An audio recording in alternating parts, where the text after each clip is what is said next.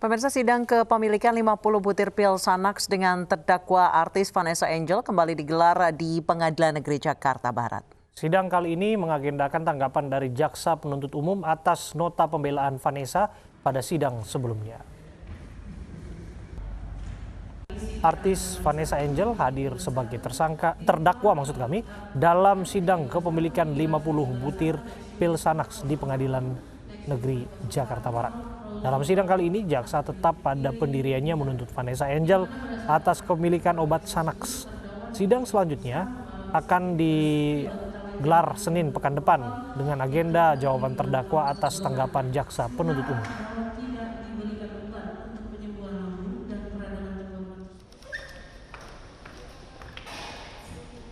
Artis Vanessa Angel sebelumnya mengajukan nota pembelaan. Dalam pledoinya mengakui menyalahi prosedur pembelian pil Xanax di salah satu apotek di Surabaya.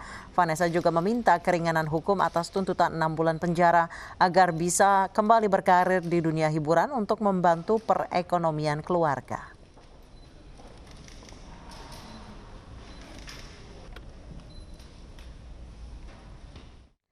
Anggota TNI Angkatan Laut berpangkat kolonel menjadi korban aksi penjamretan di kawasan Monas, Jakarta Pusat. Korban luka di kepala akibat mempertahankan barang berharga miliknya. Sementara polisi masih memburu para pelaku yang telah diketahui identitasnya dari rekaman CCTV.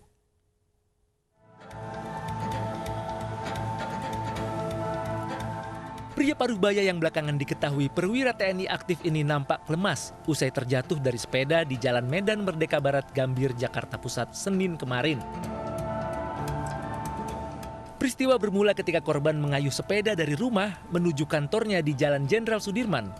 Saat tiba di Monas, tiba-tiba saja korban dipepet pengendara motor dan merampas tasnya.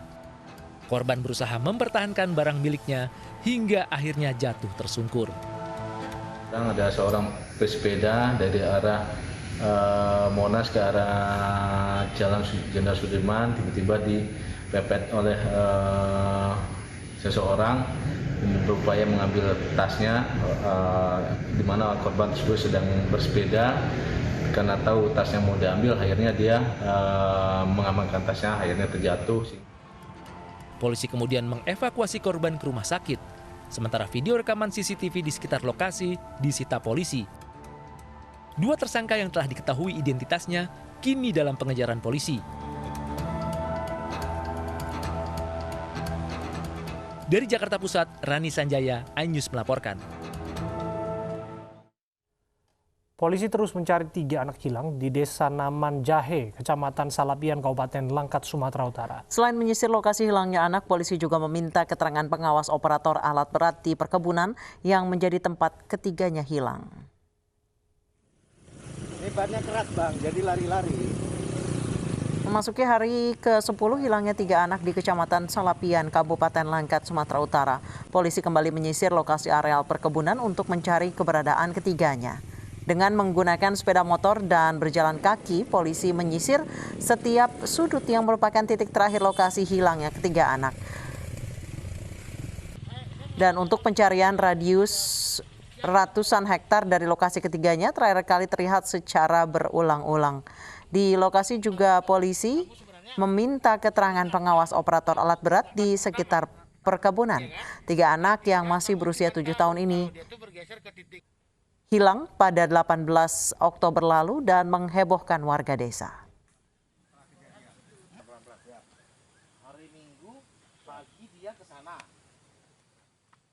Dan pemirsa, saat ini kami sudah bergabung dengan orang tua salah satu anak yang hilang, Pak Sarkim. Selamat sore, Pak Sarkim. Selamat sore, Pak Sarkim. Yang penting kan tujuannya anak mau pulang. Pak Sarkim, selamat sore. Ya, selamat sore, Pak. Baik, Pak Sarkim, sebelum kita mulai berbincang, kami semua mendoakan semoga anak Anda dan juga keponakan Anda yang 2 orang yang saat ini masih hilang segera ditemukan ya, Pak ya. Ya, Bu. Ya, Bu. Bapak Sarkim, sejauh ini sudah 10 hari anak Bapak dinyatakan hilang. Dan saat ini pencarian juga sudah diperluas hingga radius ratusan hektar. Sejauh ini apakah sudah ada kejelasan, Pak? Sudah ada titik terang? Ya, sudah, Pak. Apa informasi terakhir dari aparat, Pak? Ya, informasi dari aparat selama ini ya belum tahu titik terangnya, ya masih dalam keadaan pencarian lah, Pak. Sampai di mana nanti ketemunya anak saya ini gitu, Pak. Baik, terakhir kali Bapak bertemu dengan anak Bapak, anak Bapak dan teman-temannya itu rencananya mau apa dan kemana, Pak? Ya, rencana anak saya ini bersama teman-temannya yang hilang ini, dia hanya melihat di kudoser itu, Pak. Oh, melihat bulldozer alat berat ya, Pak ya? Iya. Anak Bapak dan juga teman-temannya ini memang sering main di daerah situ?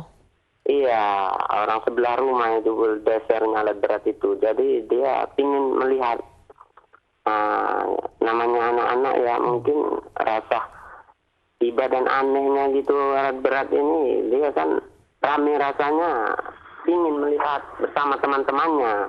Sehingga temannya sebagian pulang, dia nggak pulang. Nah, begitulah, Bu. Baik, Pak Sarkim, seberapa sih Pak jauh rumah Bapak dari tempat lokasi hilangnya anak Bapak? Ya, enggak seberapa jauh, hanya 50 meter aja itu, Bu. 50 meter? Iya. Oke.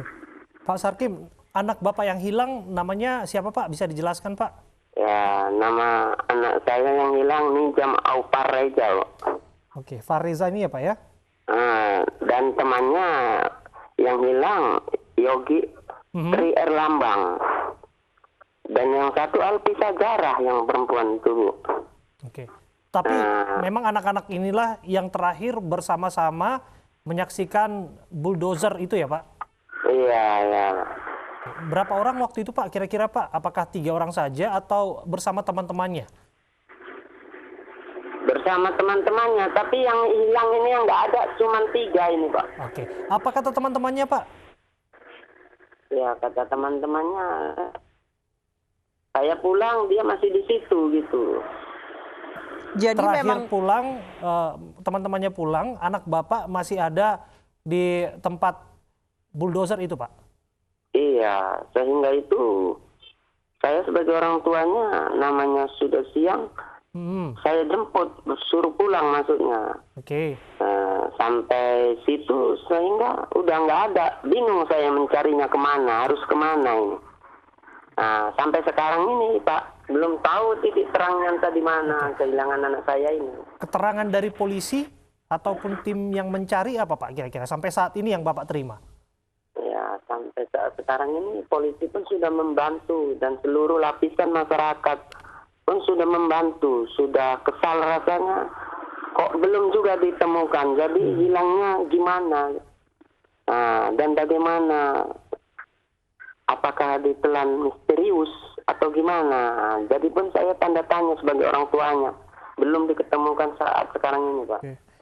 Pak, ada dugaan ini, Pak, bahwa anak Bapak disebutkan hilang di dekat lubang korekan tanah dan sebagainya. Apakah ini mungkin, Pak? Dari keterangan yang Bapak dengar dari saksi, karena Bapak juga sudah lama tinggal di tempat itu, mengerti bagaimana pekerjaan bulldozer dan sebagainya. Ya, sudah saya lihat itu, Pak, mengenai sopir bulldozernya pun sudah saya tanya. Dan bahkan operator bulldozernya pun saya tanya di situ. Oke, apa keterangan mereka, Pak? Keterangan mereka, anak-anak itu sebelum saya kerjakan ada di situ, tapi setelah itu saya berhenti kerja, anak-anak sudah nggak ada di situ, di sebelahnya, Pak. Tapi ada longsoran tanah tidak, Pak? Ada timbunan tanah tidak, Pak, yang terjadi ketika insiden anak-anak itu hilang, Pak? Ya, timbunan longsoran itu tidak ada, jauh melihat anak-anak ini melihat bulldozernya. Dari parit itu keadaan jauh. Baik. Nggak dekat sama bulldozer itu. Baik, Pak Sarkim, berarti supir bulldozer ini mengetahui kalau ada anak-anak di sekitarnya ya, Pak ya? Iya. Berapa kira-kira jarak dari anak-anak ke bulldozer itu, Pak? Dari anak-anak yang menonton? Jaraknya jauh, Pak. Sekitar kalau 20 meteran ada, Pak. Oke. Oke. Baik, Pak Sarkim, ya ada sebetulnya penjelasan yang bisa diterima akal sehat hanya ada 2 kemungkinan, Pak. Tanpa mendahului proses yang sedang dilakukan oleh aparat kepolisian, ini adalah aksi kejahatan atau saja ini di lain pihak adalah insiden kecelakaan begitu, Pak. Menurut Bapak, apa yang sebetulnya terjadi, Pak? Saya pun belum bisa memastikan titik terangnya, Pak. Ini bisa nanti di kejahatan ataupun di kecelakaan yang lain kan gitu. Jadi saya sebagai orang tua pun belum bisa menentukan titik terang pastinya gitu, Pak. Oke. baik. Kalau perkiraan Pak, dugaan saksi mata warga sekitar ataupun anak-anak dari ataupun teman-teman dari anak Bapak, kira-kira apa, Pak? Ya, dari teman-temannya ya dia secara menghilang gitu, Pak. Kayaknya sekejap aja kok sudah menghilang gitu. Ketika Bapak ketika Bapak menjemput anak-anak Bapak itu jam berapa, Pak, sampai akhirnya tidak bisa ditemukan? Ya, dari jam 11 sampai jam setengah 1, jam 1 waktu makan siang pun tidak diketemukan itu. Padahal siang hari ya, Pak, ya? Iya. Oke.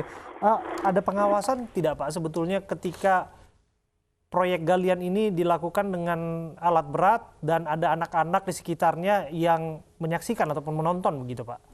Ya, ada menyaksikan dari orang tua Yogi Trilambang itu pun di situ orang tuanya. Apa yang dia sampaikan, Pak? Bahkan setelah itu orang tuanya pulang dia. Anak-anak itu masih main-main situ. Nah, setelah bulldozer alat berat itu berhenti, tinggal gimana kawan-kawan pun nyari di situ bersama orang tua saya sendiri. Baik. Ada. Besar harapan kami bahwa anak Anda dan teman-temannya akan bisa ditemukan, Pak. Apa yang ingin Anda sampaikan, Pak? Ya, dari pihak orang tua ataupun keluarga, saya memohon kepada seluruh lapisan masyarakat setanah air Indonesia, apabila ditemukan anak saya, mohon segera dikembalikan ke alamat kami. Himbauan orang tua dan seluruh sanak saudara, saya berharap bagaimana dan di mana letak keberadaan anak saya, seluruh tanah air Indonesia, saya memohon bantuannya dan menemukan anak saya ini, Bu. Baik. Himbauan dari orang tua aja, begitu saja lah, Bu. Ya, Baik. kita berharap pada titik terang. Besar harapan kami sekali lagi, Pak, akan segera ditemukan. Terima kasih, Pak Sarkim, untuk waktu Anda meluangkan waktu berbincang bersama kami. Polisi melanjutkan prarekonstruksi kasus pembunuhan disertai pembakaran jenazah perempuan di dalam mobil. Setelah merekonstruksi 7 adegan, polisi meyakini pembunuhan dilakukan tersangka seorang diri. Penyidik Polres Sukoharjo menggelar prarekonstruksi lanjutan di TKP halaman toko material Dusun Cendana Baru, Desa Sugihan, Kecamatan Bendosari, Sukoharjo, Jawa Tengah. Polisi menghadirkan saksi warga Desa Puggogor, Kecamatan Bendosari untuk mencocokkan keterangan. Di lokasi ini pelaku memperagakan 7 adegan mulai dari tiba di lokasi, membakar korban hingga meninggalkan lokasi. Kaki pelaku juga terbakar percikan api saat membakar korban.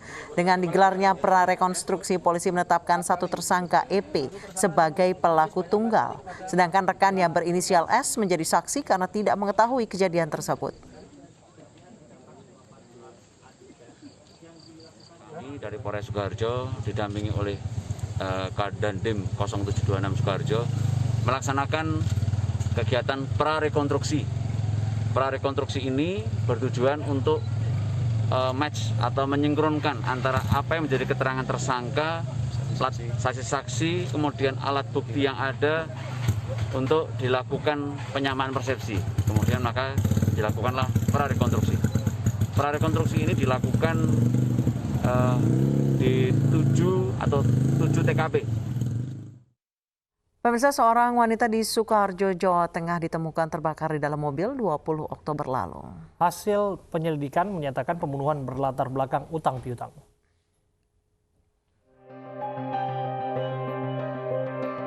Selasa malam 20 Oktober lalu, warga Dukuh Cendono, Desa Sugihan, Bendosari, Sukoharjo, Jawa Tengah dikejutkan dengan terbakarnya satu mobil di depan salah satu rumah. Warga bertambah gempar lantaran usai api dipadamkan, ditemukan sesosok jasad wanita di bagian belakang mobil. Wanita ini kemudian terindikasi bernama Yulia, 42 tahun, warga Pasar Kliwon, Surakarta. Penyidik Polres Sukoharjo berhasil menangkap tersangka. Pelaku ditangkap kurang dari 24 jam setelah jasad korban ditemukan. Kapolda Jawa Tengah mengatakan pembunuh Yulia adalah rekan bisnisnya dan berlatar belakang utang piutang. Di rumah tersangka. Jadi dia menyangka bahwa kita bisa cepat mengungkap ini atas kerjasama lapor, kemudian Polres, kemudian tim Jatanras dari Polda. Jadi CCTV, IT, semuanya kita mainkan untuk mengungkap ini karena ini adalah kasus menarik terkait dengan pembakaran mayat atau korban suatu TKP. Jenazah Yulia dimakamkan di Taman Memorial Delingan, Karanganyar, Jawa Tengah, Kamis pagi. Isak tangis keluarga mengiringi pemakaman. Bahkan salah satu putri korban terus menangis dengan memegang foto almarhum ibunya. Keluarga tidak menyangka jika Yulia harus pergi dengan cara yang tragis.